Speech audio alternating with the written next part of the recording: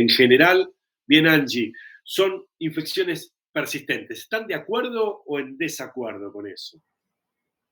No, Desacuerdo. desacuerdo. Desacuerdo, muy bien, claro que sí. Están en desacuerdo y estamos de acuerdo que así sea. Muy bien, así es. Eso es definitivamente incorrecto, porque decir que en el sistema nervioso central, primero, hay pobre acción de linfocitos TCD8 es no conocer el sistema nervioso central definitivamente, ¿sí? Definitivamente. Sí hay acción de linfocitos TCD8 en el sistema nervioso central, por supuesto que es más circunscripto, porque también el sistema nervioso central sabemos que es un sitio inmunológicamente privilegiado, pero por supuesto, por suerte, las infecciones en el sistema nervioso central de naturaleza viral pueden ser limitadas por la respuesta TCD8, ¿sí? Sin ningún lugar a dudas, más allá del precio que hay que pagar por acción citotóxica de linfocitos TCD8. Ese es otro cantar, ¿sí?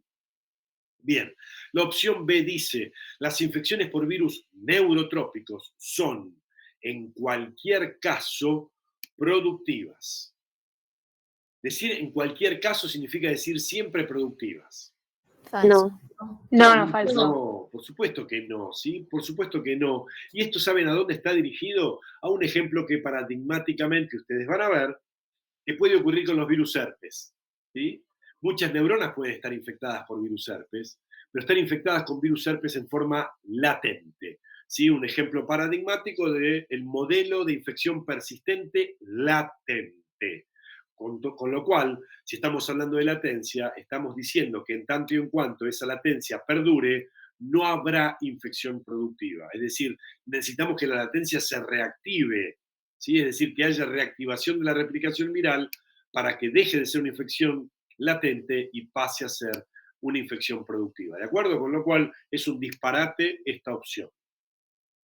La opción C dice que hay infecciones virales que persisten durante largos periodos de tiempo sin producir progenie. Correcto. Muy bien, ¿se acuerdan? ¿Se animan a dar algún Sí, ejemplo? sí. Los Con Zoster. los casos de latencia. Muy bien, pero latencia hacen Varicela ¿cuántos virus? Sí. Muy bien, sí, Adrián. Bien, Angie, vamos, son buenos ejemplos. Sí, claro que sí. Varios de los herpes, claramente, ¿sí? La familia Herpesviridae, que involucra muchos virus de enorme importancia médica, hacen persistencia que puede durar durante larguísimos periodos de tiempo y afortunadamente no se les ocurre volver a aparecer. Y yo les menciono un ejemplo, ¿sí? Varicela zoster, Angie, por supuesto que sirve. También sirve porque es médicamente importante. Digo, varicela zoster es un ejemplo hermoso. Vamos a tomarlo porque lo traen ustedes mismos aquí al escenario que estamos compartiendo. Y ustedes saben que la varicela ha sido históricamente una enfermedad antes de la vacunación de la primera infancia. Ahora el zóster, que es la enfermedad que sobreviene en las personas más añosas y que producto de la senescencia de la respuesta inmune puede aparecer, es decir, en un contexto de una respuesta inmune ya envejecida, no hablo de compromiso inmunológico, sino hablo de envejecimiento de la respuesta inmune. Cuando hay cansancio de la respuesta inmune, ese virus puede encontrar un escenario que le permita reactivarse. ¿Por qué? Y porque está muy agotada la respuesta T. Está agotada y viene agotado como muchas células que tienen que ver con esa persona, ¿sí? Consecuencia, como producto de ese agotamiento de la respuesta inmunológica, puede haber reactivación de la replicación viral y no es extraño ver que haya zóster, comúnmente conocido como culebrilla, en el léxico común de las personas, que aparezca en personas añosas, pero puede aparecer en personas jóvenes que están bajo tratamientos prolongados con corticoides, por ejemplo, por cualquier razón que amerite ese tratamiento con corticoides. Por supuesto que puede aparecer en personas que están bajo un tratamiento oncológico y desde ya en otras personas que tengan, por ejemplo, infección por virus de inmunodeficiencia humana y su respuesta inmune esté depletada. Consecuencia, digo, un virus como varicela zoster es un virus que puede hacer persistencia durante largos periodos de tiempo sin hacer su aparición. Es decir, tuve la varicela en la primera infancia y mi vida se termina sin tener zoster. Es decir, termino mis días con el virus varicela zoster en estado latente en mis neuronas. ¿O bien? Esto puede ocurrir. Y lo mismo pasa médicamente con la misma relevancia en el caso del citomegalovirus, otro integrante de la familia de los herpes virus, ¿sí? Que solo mediando compromiso inmunológico podría ser un desastre en un organismo, haciendo reactivación de una infección que en general adquirimos en la primera infancia en forma completamente asintomática y tomándola aún en el acto del amamantamiento materno. Miren qué escenario más lindo en el cual paradójicamente llegamos a infectarnos con un citomegalovirus. No obstante, el virus se calla la boca, rápidamente Geffner se ocupa de encarcelarlo y que quede guardado haciendo latencias en múltiples tipos celulares. Y allí queda guardado muy sigilosamente, cuidado, en estado latente para que no se le ocurra bajo ninguna circunstancia hacer una infección productiva de nuevo. ¿Va bien? Tal que si quisiera en algún momento hacerlo, ahora voy, David, con tu consulta, si quisiera de alguna manera hacerlo, eh, rápidamente la respuesta inmune lo circunscribe. ¿Va bien? Con lo cual, la producción de la progenie prácticamente se ve abolida. ¿Sí? Con lo cual, eso es una opción, sin duda, que es definitivamente correcta. Tal como ustedes lo dijeron, hay infecciones virales que persisten durante largos periodos de tiempo sin producción de progenie, con algunos ejemplos ilustrativos que dimos recién. Me permito abrir por la pregunta que hizo David, donde dijo, ¿cómo funciona la vacuna en alguien que ya tuvo y que vuelve a contraer, en el caso de personas grandes o con compromiso inmunológico, en el caso de diabetes, en relación con la culebrilla? La pregunta es fantástica, David, felicitaciones por hacerla. Y siempre digo lo mismo, a todos aquellos que también pudo haberse les ocurrido la misma pregunta, pero lo guardan por ser un poco más tímidos en su fuero más interno, pero la pregunta tiene que ver con la necesidad. ¿Por qué digo esto? A ver, ¿vamos a vacunar contra virus varicela zoster sabiendo si la persona que vacunamos tuvo o no tuvo varicela? La respuesta es no. La vacunación se hace en forma sucia. Esto significa que al decir sucio, digo, me independizo del estado inmunológico que la persona a vacunar tenga al momento de la vacunación. ¿Vale con esto? Con lo cual, lo estamos inmunizando con una vacuna a virus atenuado. Es una vacuna cuyo inmunógeno vacunal lleva el virus con capacidad de replicar, pero no de producir daño. Su virulencia es drásticamente disminuida. Como consecuencia de la disminución, ese virus varicela zoster vacunal no tiene capacidad de producir, por ejemplo, neuropatogénesis. Pero sí replica, ¿va bien? Producto de esa replicación, si estoy replicando a alguien que ya tuvo la varicela en forma precedente, ¿qué voy a generar? Un booster, una reanimación de la respuesta inmune. ¿Es esto detrimental, dañino para la persona? En absoluto. ¿Qué estoy haciendo? Estoy de alguna manera emulando lo mismo que podría pasar si esa persona, estando vacunada, entra en contacto con el virus varicela zoster por la vía habitual, que es la vía erógena de transmisión. ¿Qué va a generar entonces? Que la respuesta inmune de memoria, que está instalada por la infección precedente, reactive todo lo que tiene que ver con memoria, T, B, etcétera, tal que tengamos un booster, vuelvo a decir, un booster, una reanimación, vuelve a aparecer, ¿sí? Hace un pum para arriba nuevamente y lo que administré como inmunógeno vacunal es rápidamente neutralizado por la inmunidad precedente que ya está instalada en forma natural. Obviamente en quienes no tienen inmunidad natural, la inmunidad empezará a instalarse producto de la vacunación. No sé si fui claro y se entendió la respuesta a la pregunta que David estaba mencionando, que obviamente tendría que ver con, y esto me sirve para los individuos. Gracias, David, Angie. ¿Esto me sirve para hacerlo en individuos que tengan compromiso inmunológico? La respuesta es sí, cuidadosamente vigilado por ustedes. Cuidadosamente vigilado por ustedes. Serán ustedes los que determinarán la pertinencia en un paciente que ustedes saben es inmunocomprometido. ¿Por qué digo esto? Ustedes, o David, con la pregunta, Ahí voy, Mateo, con tu consulta. Ustedes, con la pregunta que dispara David, se meten en un terreno que rompe con un paradigma, es decir, es una vacuna virus atenuado, para contestar la consulta que hace Mateo, es atenuado porque el término atenuado tiene que ver con que se disminuye la virulencia, pero lo que estamos administrando en la vacuna es un virus que no perdió la capacidad de multiplicarse. Es decir, el virus vacunal, el que va en la vacuna, puede replicarse una vez que se administra. Pongo el ejemplo. Ustedes todos recordarán lo que es la vacuna Sabin, unas gotitas que se dan por la vía oral. Esas gotitas llevan virus polio atenuado. Ese virus polio de la vacuna Sabin es un virus polio que cuando llega a nivel entérico replica de la misma manera que lo hace el virus salvaje. ¿Y la diferencia cuál es? Que no es neurovirulento. No tiene capacidad de daño a nivel del sistema nervioso central, porque es distinto a nivel genómico, no importa, pero lo que me interesa para contestar la consulta de Mateo es, eso define a lo que es una vacuna a virus atenuado. ¿Vamos bien? Es muy parecido a que si uno dice la vacuna BCG, ¿está bien? Donde uno tiene el bacilo de Calmette-Guerin, que tiene capacidad de replicarse, de multiplicarse, ¿está bien? Es una vacuna donde naturalmente el patógeno que se está administrando en la vacuna tiene capacidad replicativa. Una pregunta. Escucho con gusto.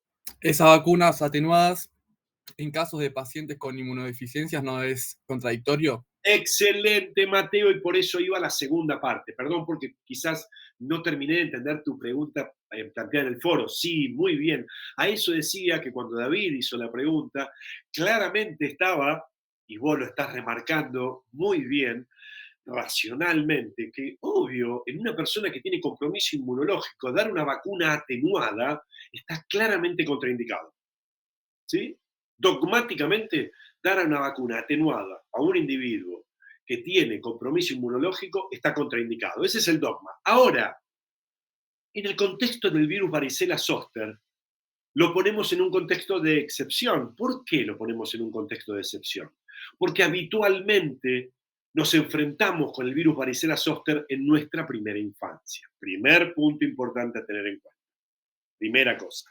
Y la segunda de las cosas es que no lo vamos a hacer en forma masiva en los individuos inmunocomprometidos, pero sí teniendo en cuenta su estado inmunológico, no lo vamos a hacer masivo, pero teniendo en cuenta su estado inmunológico, el daño que el virus salvaje puede hacerle, el virus salvaje varicela zoster, puede hacerle a un individuo inmunocomprometido, es definitivamente muchísimo mayor que el que puede ocasionarle la vacuna.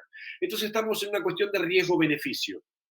Y ustedes me dicen, bueno, pero ¿cómo lo sé yo? Muy bien, vamos a ver qué es lo que pasa. Uno, antes de vacunarlo veo si es un individuo que ya tiene inmunidad presente porque en la primera infancia se encontró con virus varicela zoster.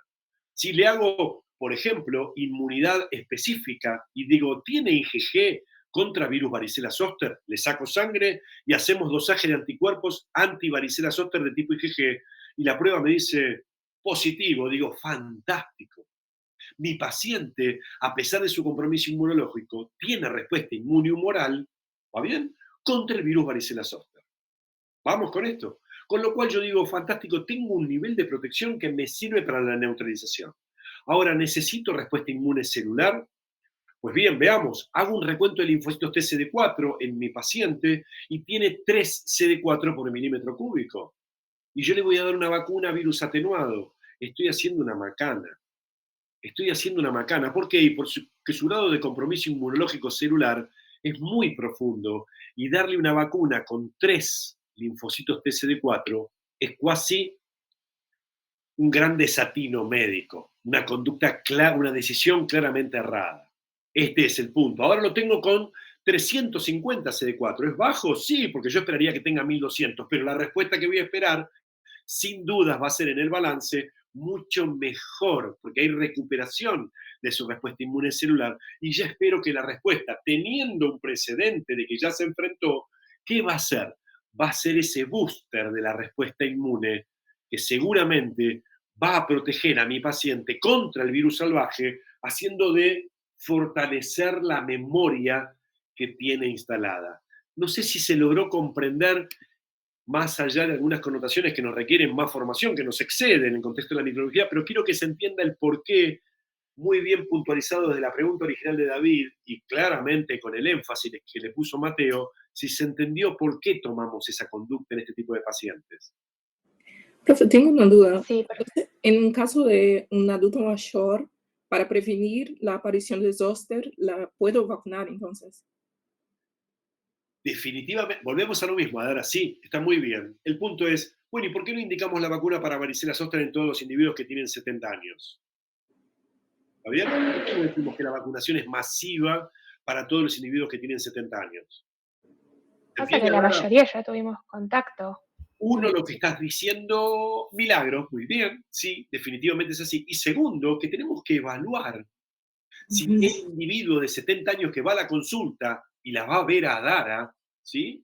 Ese Ujú. individuo que la está viendo a ella está en condiciones de recibir inmunológicamente la vacuna y generar una respuesta que sea un booster eventualmente o una primera respuesta acorde a lo que deseo o, por el contrario, por su estado de senescencia inmunológica, estoy metiendo la pata, me estoy equivocando. Porque la respuesta, ustedes saben, va a ser claramente, por razones que en inmunología ustedes estudian muy bien, no es igual en todos los individuos, aunque tengan 3 que vean el mismo día 70 años. ¿Se comprende? Ya van a tener muchísimas comorbilidades asociadas a la edad del paciente. Y las comorbilidades desgastan la respuesta inmune. ¿Se entiende? Sí, perfecto. Sí, Gracias. sí, perfecto. Digo porque ustedes lo van a tener que poner, y a mí me encantan estas discusiones y las intervenciones que ustedes hacen, me encantan, porque claramente empieza a alejarlos a ustedes de los dogmas. ¿Va bien?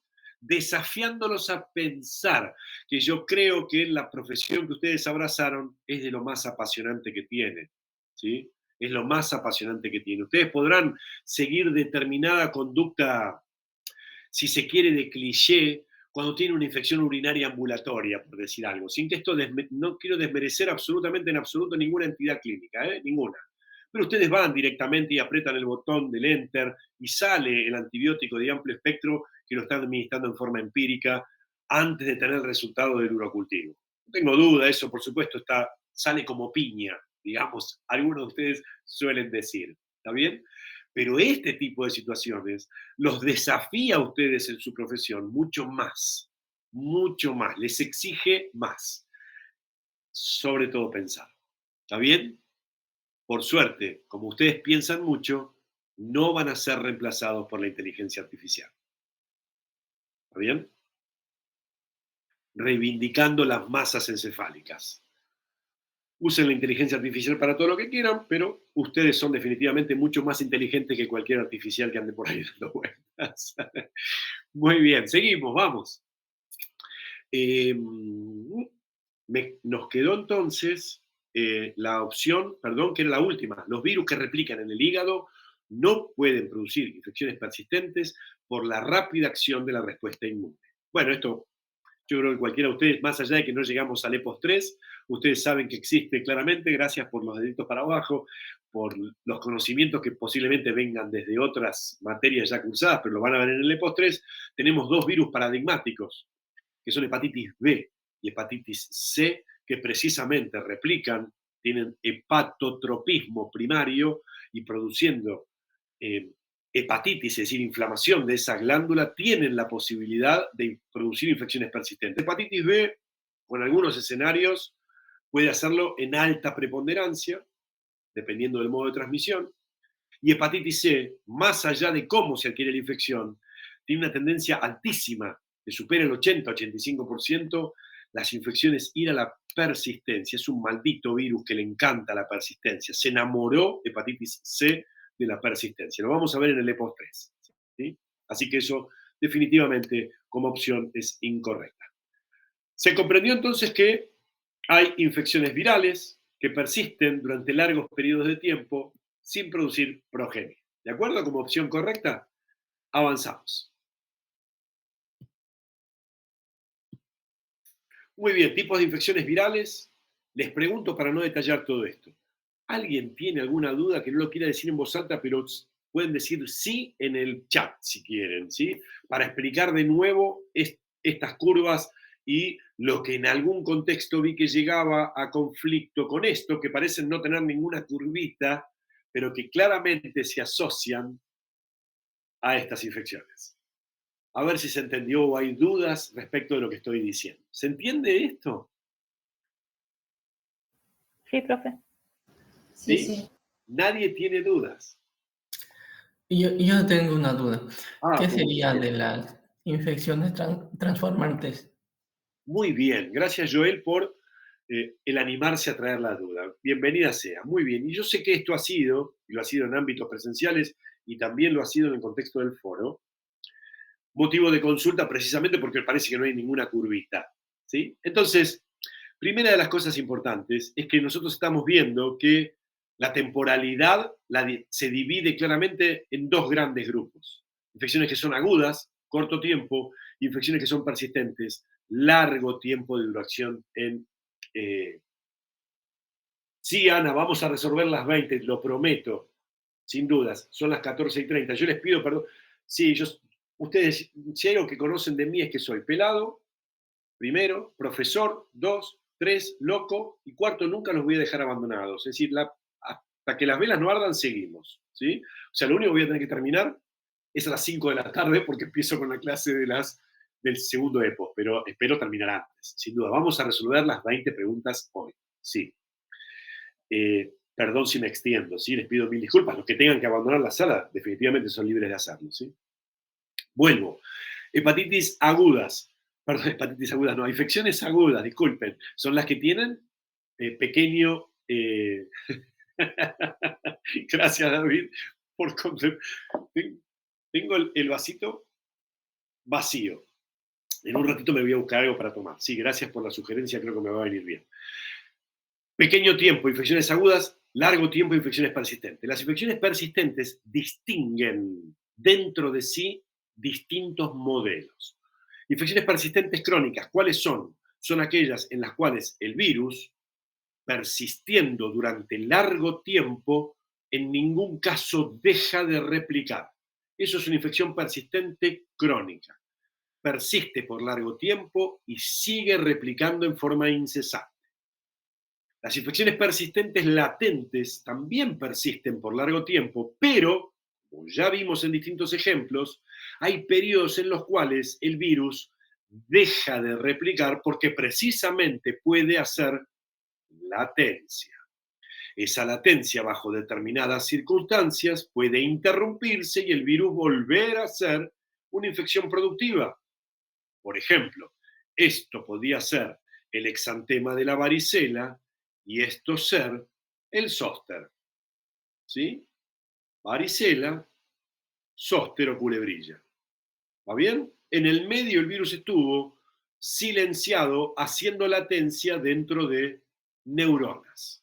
Silenciado, sin hacer infección productiva, dentro de neuronas. ¿Va bien? Ahora, cuando nosotros vamos a infecciones transformantes, yo les decía que, por ejemplo, los virus hepatitis B y hepatitis C, dos claros ejemplos de infecciones persistentes crónicas, son además transformantes. ¿Por qué? Porque estas infecciones por cualquiera de los dos virus, ahora vemos otros ejemplos más, además de ser crónicas, tienen proteínas dentro de su genoma que tienen la capacidad de transformar, de volver loca a una célula normal. El hepatocito, que va ciclando en forma normal, bajo la acción de algunas proteínas oncogénicas virales, deja de ser una célula que responda a ese ciclo celular y empieza a ciclar en forma completamente disparatada, desregulada, es decir, transformada. Y entonces, hepatitis B o hepatitis C, además de ser persistentes crónicas, pueden ser transformantes porque pueden generar carcinoma hepatocelular. Ergo, en esta gráfica, si yo tengo un individuo que se infecta acá, hace una hepatitis aguda y que va a la persistencia crónica, si pasan 3 décadas en esta escala de tiempo, acá yo puedo decir que tengo en algunos pacientes, no es una regla, en algunos pacientes, transformación con producción de carcinoma hepatocelular. Entonces estoy en presencia de una infección persistente, crónica y transformante. Lo mismo, exactamente lo mismo, puede pasar con el virus herpes humano 8, pero ascribiendo a este modelo, al modelo de la infección persistente latente, infectando células linfoides, en ese caso, haciendo la infección aguda, quedando calladito largo tiempo, pero produciendo por distintos mecanismos del virus y del hospedador transformación celular que llevan a lo que conocemos como sarcoma de Kaposi. Ahí estamos en presencia, en el caso o el ejemplo del virus herpes humano 8, de una infección persistente, latente, transformante.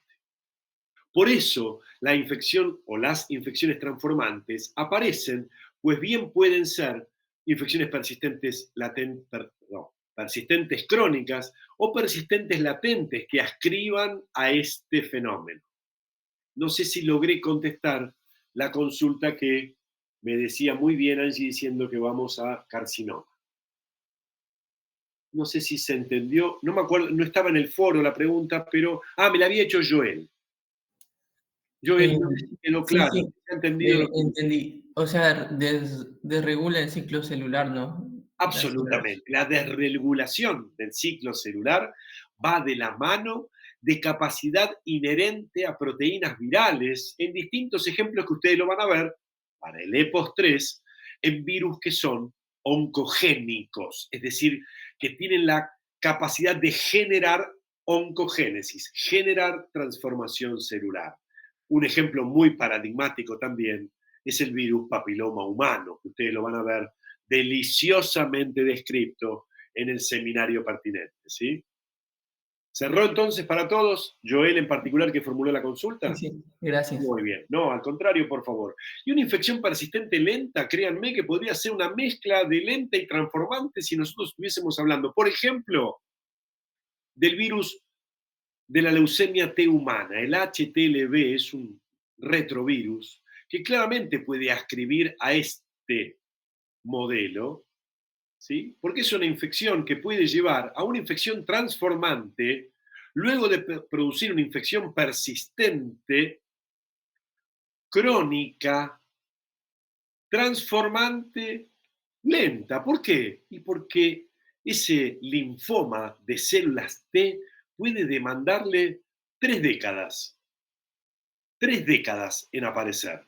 Caramba, si fue lento el mecanismo de oncogénesis como lo van a ver en virus oncogénicos. ¿Está bien? Por lo cual, corolario final, estos dos modelos de infección claramente se superponen con crónicas y latentes dependiendo de qué virus entre en cuestión en análisis. ¿De acuerdo? ¿Sí? Ok. Sí, Avanzamos. yo tengo una pregunta. Escucho. Es puntualmente sobre el sarampión. Ajá. El sarampión, o sea, decimos que logra hacer latencia en la célula del sistema nervioso central. No. Después cuando, por ejemplo, No. porque No, porque, muy bien, está buenísima lo que estás trayendo a escenario, Milagros, porque vos estás hablando de la situación absolutamente indeseable e inexorable o irreversiblemente mortal de la panencefalitis sí, anquilosante subaguda. Muy bien, es la peor de las consecuencias a nivel del sistema nervioso central, pero que particularmente no tiene que ver con un virus que queda guardado y no replica, sino que replica en una forma claramente defectuosa y donde en su patogénesis, todavía con algunas dudas para terminar de esclarecerla, tiene que ver con un virus que tiene defectos para poder replicar en forma normal, digamos, y su patogénesis va de la mano de algunos componentes celulares, pero no es que el virus queda guardado haciendo latencia y se reactiva para replicarse, sino que replica en forma defectuosa durante prolongados periodos de tiempo, que puede ser una década, en algunos casos, cuidado, que puede ser un año o dos, en otros puede ser varias décadas, pero es una replicación persistente defectuosa, que no es lo mismo que lo que ocurre en la latencia. ¿Se entiende? En la latencia el virus va a dormir, se va a dormir, pero si se lo despierta, vuelve nuevamente a replicar. ¿Va bien? Es completamente distinto a lo que ocurre con un virus que pierde la capacidad de replicarse. ¿Me comprendieron? Perfecto, gracias. Sí, No, sí, sí. por favor, la pregunta Gracias. fue definitivamente pertinente y de hecho muy, muy oportuna para el escenario que estamos discutiendo. Muy bien, seguimos entonces. Las infecciones persistentes, vamos por la correcta, ¿sí? Requieren que el virus infectante posea alta capacidad de variabilidad genética. Es decir, un virus para poder hacer persistencia, ¿tiene que ser un virus que tenga capacidad de variabilidad? Nada, No. perdón que estoy diciendo que no, algo que me pusieron en el chat, desde ya les agradezco, no me tienen nada que agradecer. ¿Está claro? Yo, por supuesto, todas las gracias que ustedes me digan las retribuyo, pero no me agradezcan nada. Mi función sería estar en el aula. Por motivos que todos conocen, no puedo estar ahí. Mi deseo sería estar ahí. Con lo cual no tienen nada que agradecerme. Estoy acá tratando de subsanar algo que sé que no lo hacemos en la medida justa, ¿sí? Así que, nada, yo al revés, les agradezco a ustedes que tengan la voluntad de estar enfrente de una pantalla que no siempre es lo más lindo. Así que nada que agradecer. Seguimos. Muy bien, vuelvo a decir, persistencia, ¿se da solo cuando hay variabilidad genética? No. La respuesta, como dice Angie, y ya creo que lo adelantó Milagros también, definitivamente no. ¿Por qué? ¿Hay algún virus que no tenga gran variabilidad genética y que pueda ser una infección persistente? ¿Hay algún virus? Y yo les diría, la lista es, perdónenme un poquito, el ruido ambiental es mi hijo que está llegando, uno de mis hijos que está llegando y no tiene llave. Le voy a abrir y enseguida vuelvo con ustedes. Discúlpenme un segundo, ¿eh? Ya estoy.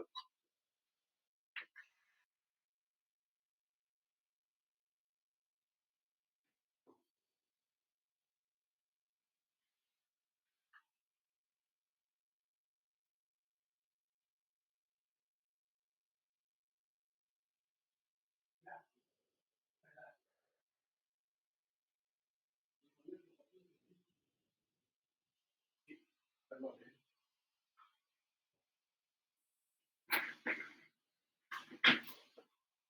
Me sirvo una bebida y vuelvo otra vez. Ya estoy.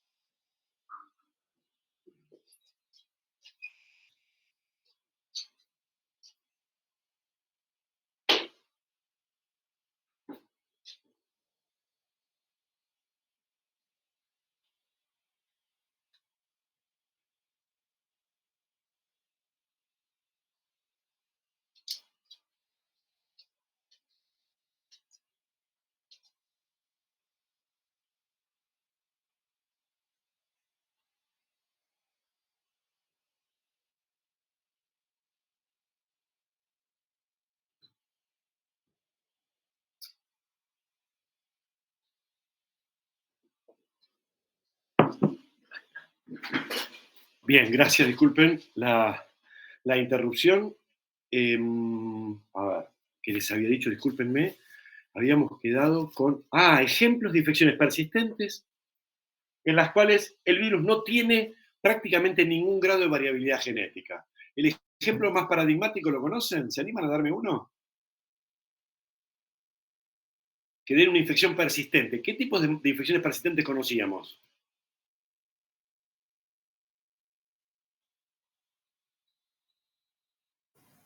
Hepatitis. La hepatitis C y B. Hepatitis B Las- y C, muy bien, perfecto. HIV, Muy bien. herpes, Esos dos, HPV, a ver, otros más que me estaban diciendo.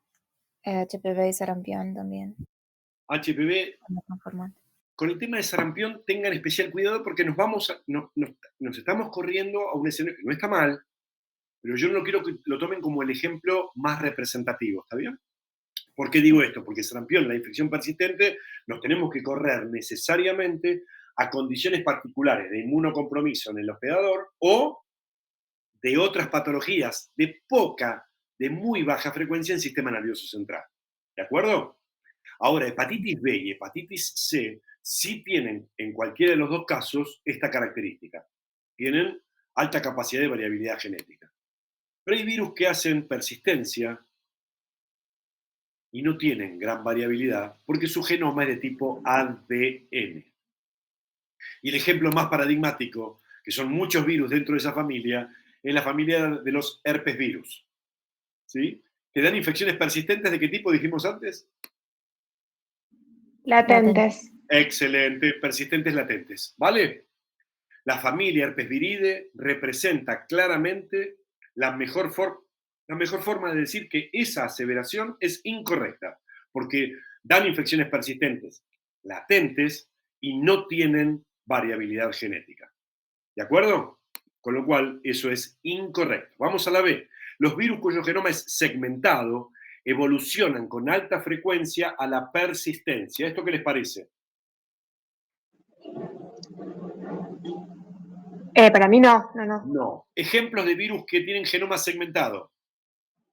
El Influenza. rotavirus, Rotavirus. influenza, arenavirus, Excelente. hantavirus. Fantástico, excelente. Todos esos mencionados, perdón, todo lo que mencionó Milagros, los 4, no hacen persistencia. No lo hace influenza, no lo hace rota, no lo hace Junín, los arenavirus. Si lo hacen, la persistencia la hacen en un roedor y no lo hace Hanta. ¿Está bien? Que si la hacen en un roedor, no en el humano. Las infecciones no son persistentes, en ninguno de los casos son todas infecciones agudas. ¿De acuerdo? Vamos a la opción C. Aquellos virus que exhiben alta variabilidad genética viral y generan cuasi especies pueden evadir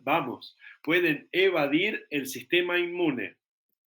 Estamos Sí. coincidiendo todos que eso es definitivamente correcto.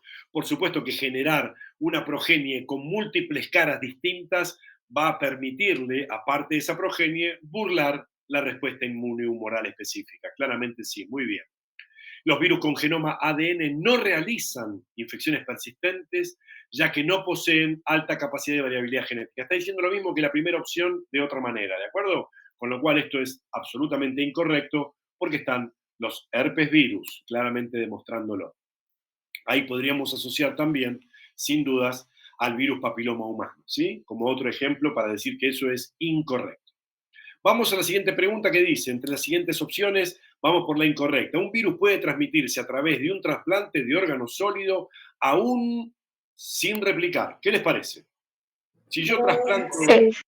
Claro que sí, absolutamente, muy bien, definitivamente sí, muy bien. La opción B dice, los mosquitos son los únicos vectores artrópodos que transmiten infecciones virales. Hay Falso. otros No, artrópodos. falso. Claro que sí, hay otros artrópodos. ¿Se acuerdan? Hay otros 2 tipos de artrópodos aparte de los mosquitos. Unos que habitualmente se los sacamos rápidamente a nuestros perros y gatos. Las garrapatas Las y los garrapatas. Las Las pulgas. garrapatas. Y los otros que son menos conocidos, pero igualmente bien diseminados en general, que ustedes vieron asociados con leishmania en parasitología, que se los conoce como... Los flebótomos. Muy bien, excelente, los flebótomos. Ahí tienen los 3 tipos de artrópodos, ¿sí? Que participan en la transmisión de las infecciones virales. Miren, en el mismo sentido sería si uno dice, por la incorrecta, obviamente, que la única especie de Aedes que transmite infecciones virales es el Aedes aegypti. Eso también es incorrecto, ¿está bien? Es como decir que únicamente los mosquitos del género Aedes son los que transmiten infecciones virales. También es incorrecto porque sabemos que están los Culex. ¿Se entiende dónde voy? Digo para que tengamos en cuenta que el desafío epidemiológico que los artrópodos nos ponen por delante trasciende el hablar de mosquitos como si fuese una entidad muy homogénea. Son ciertamente muchos géneros y especies los que nos azotan transmitiendo infecciones virales. La opción C dice, los anticuerpos IgG serotipo específicos pueden atravesar la placenta. Está bien. Sí, verdadero. ¿Verdad? Claramente verdadero. Ya sabemos nosotros que lo que estaba mal fue lo precedente, así que esto es verdadero, pero por supuesto que todos lo conocen. ¿Hay alguna entidad en la que ustedes crean que esto, en realidad hay un montón, pero alguna entidad que les venga a la memoria ahora en la cual por alguna razón crea que es importante recordar este punto? El virus esencial.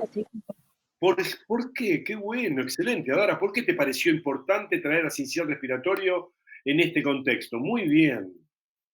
Porque hay protección materna, no sé, por la leche pasa. Pero excelente, Adara, excelente. Tal así que lo que vos estás diciendo es el principal sustento por el cual hoy, desde hace muy poquito tiempo, está recomendada la vacunación en mujeres embarazadas, ¿sí? Sobre todo a partir del tercer trimestre, tratando de nosotros lograr que esa inmunidad que la mujer embarazada genere frente a la vacuna con virus sincicial respiratorio transfiera la inmunidad generada por la vacuna a través de la inmunoglobulina G que pase placenta y reciba el niño para que cuando nace la tenga presente en su organismo y durante los primeros 6 meses le dé la mejor de las protecciones en la etapa donde el virus respiratorio sincicial puede ser tremendamente complicado si lo adquiere el recién nacido, ¿sí? Con lo cual, el ejemplo fue por demás precioso, ¿sí? Excelente, felicitaciones a Dara, ¿sí? Seguimos entonces, las infecciones virales de transmisión sexual pueden transmitirse aún en ausencia de lesiones visibles en los genitales externos. Claro que sí, Luma, Angie, están todos, Nerea, Jessica, están todos tirando para arriba, pum para arriba, a pesar de que estamos excedidísimos en tiempo, que esto es definitivamente así, por supuesto. ¿Por qué es esto? ¿Qué tipo de infección de transmisión sexual podría transmitirse sin que haya lesiones? Es decir, que directamente sea el epitelio mucoso el que se infecte. Virus de HPV. El virus HPV, sí, muy bien, ese es un ejemplo, correcto, sí, pero hay un ejemplo que es mucho más paradigmático, que ilustra. Herpes simple. ¿No llegué a escuchar? Creo que estamos... Herpes simple puede ser. El herpes simplex, muy bien, excelente, excelente. Sin dudas el herpes simplex, mucho más frecuentemente el herpes simplex tipo 2, ¿sí? Es el gran ejemplo que ilustra a esa aseveración. Muy bien. Después, HIV puede ser. ¿Perdón? HIV también puede ser. En realidad HIV no infecta directamente las células del epitelio mucoso. Las cuidado, que ahí hay un engaña pichanga en la aseveración y está bien lo que acabas de decir, porque acá dice, puede transmitirse en ausencia de lesiones visibles. Es decir, el acto sexual en sí mismo que erosiona, ¿va bien? Erosiona la mucosa, produciendo precisamente microabrasiones no perceptibles visiblemente, ya generan la condición para que un virus pueda traspasar ese epitelio mucoso. ¿Te comprende lo que planteo? Sí, sí. Está muy bien el mencionar, por supuesto, HIV. Usted mencionó HPV y estaba muy bien también, ¿sí? El punto es que no tiene que tener una disrupción, una lesión visible para decir, tenga cuidado de no tener relaciones sexuales porque teniendo esa lesión usted podría contagiarse de... No, no hace falta una lesión para contagiarse de. ¿De acuerdo? El mero acto sexual en sí mismo produce microagresiones que son la gran puerta de entrada para los virus que se transmiten por vía sexual, ¿sí? Muy bien, avanzamos. Entre las siguientes opciones, señalemos la correcta. Si un virus que provoca una infección localizada, si un virus que provoca, me parece que está mal el qué. Si un virus provoca una infección localizada, el mecanismo de daño es directo exclusivamente. No. No. Si No, nosotros falso. tenemos una infección localizada a nivel respiratorio como virus influenza, ¿no tenemos daño indirecto también? Sí. Sí, el sistema inmune. Con lo cual es un disparate esa aseveración.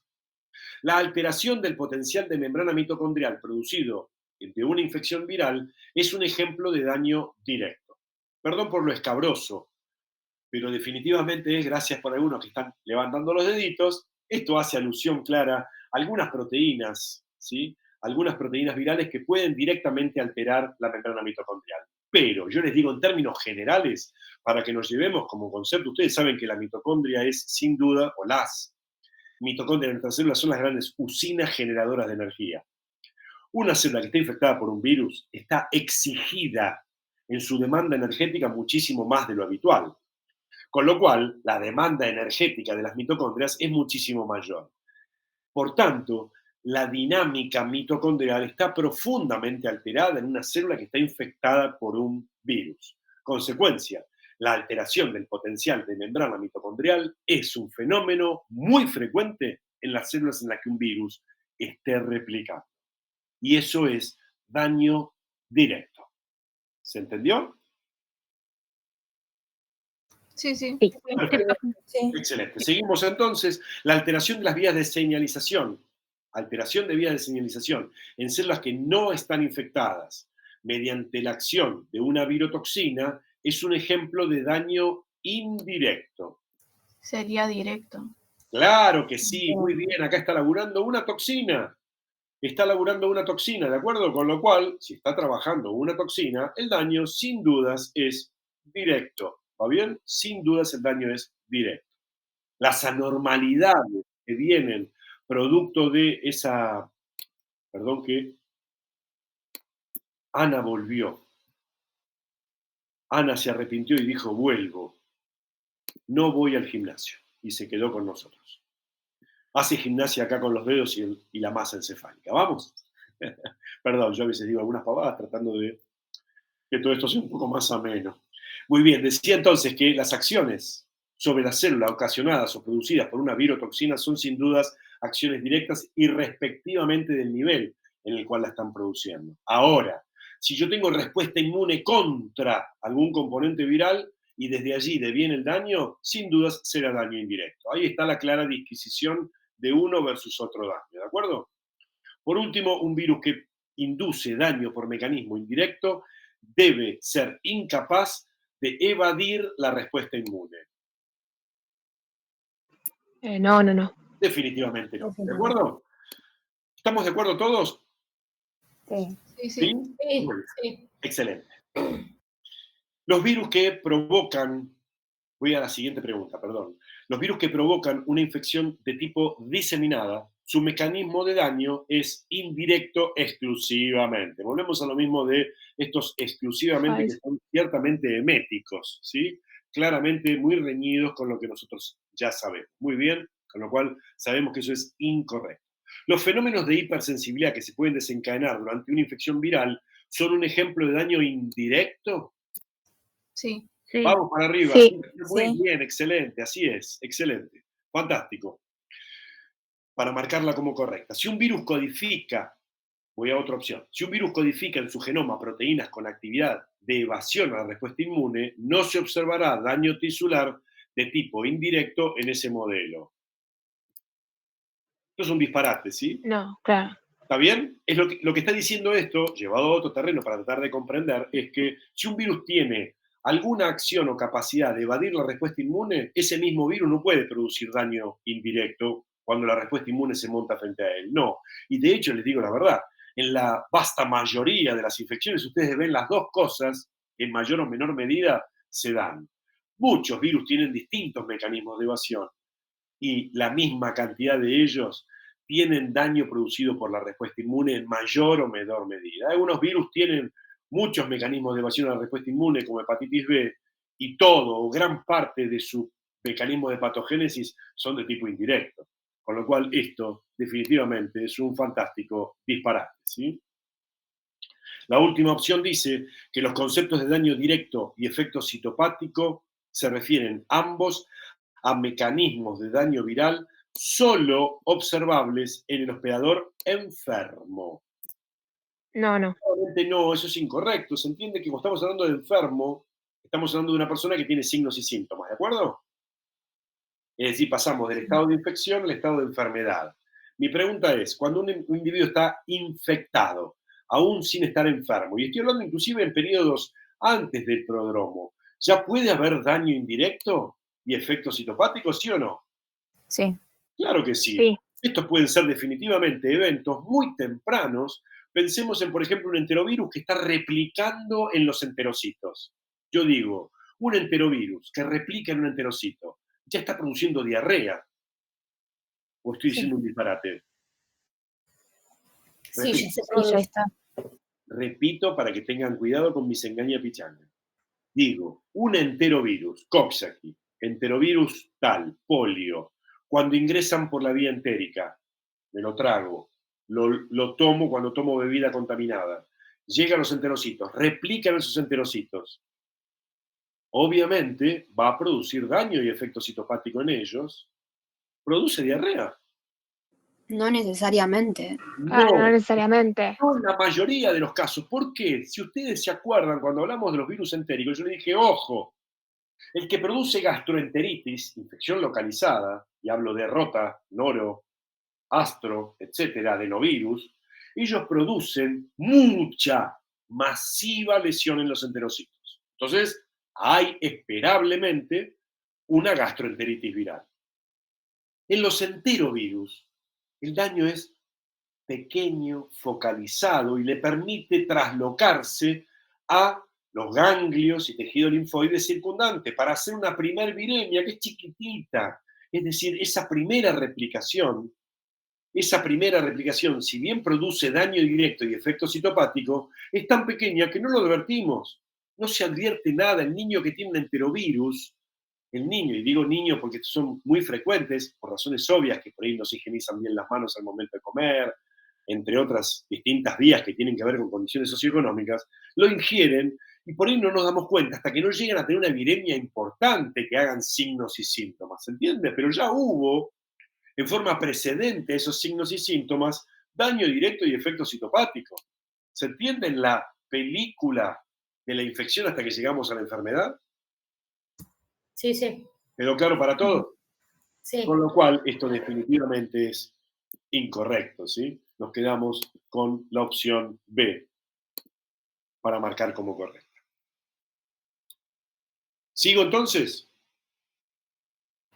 Sí, sí. Bueno, no me detengo en esto porque espero que ya a esta altura todos saben que el daño directo es el que produce el virus por cualquiera de sus mecanismos en forma directa y el daño indirecto es el que produce Geffner. ¿Está bien? ¿Comprendido? Perfectamente. Ay, seguimos con la siguiente trifecta de preguntas.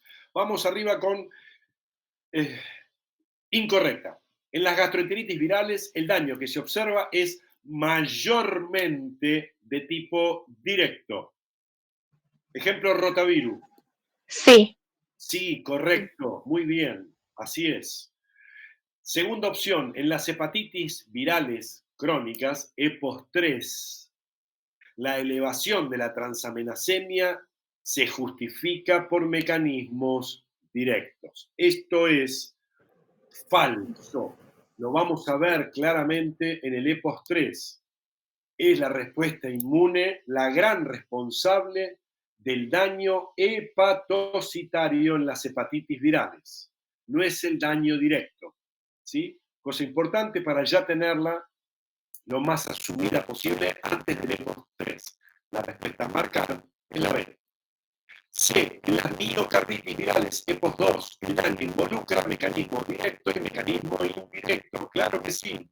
En las miocarditis virales es el Coxsackie B, el gran protagonista, aunque hay otros enterovirus, pero cuando ladran, pensamos en perro. Cuando hay miocarditis, pensamos en Coxsackie B.